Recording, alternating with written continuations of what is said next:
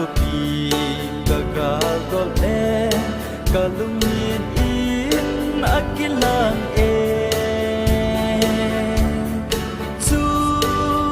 avan ni theng te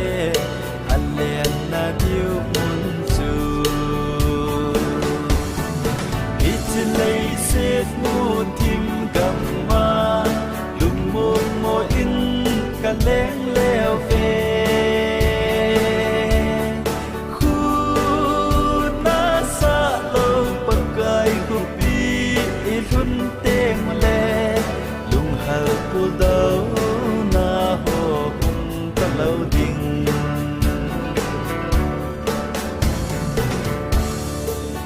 Xịt cơ khôn chân nào trong trà rong ghen thế hết số bùn đầu na dê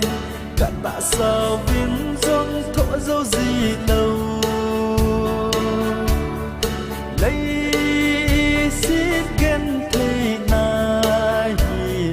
ang na đây ahi lei set mu tim gamma lung mo in ka leng leo ve khu na sa lo pakai ko pi I lun te mo le lung hal pul do na ho kum ka lo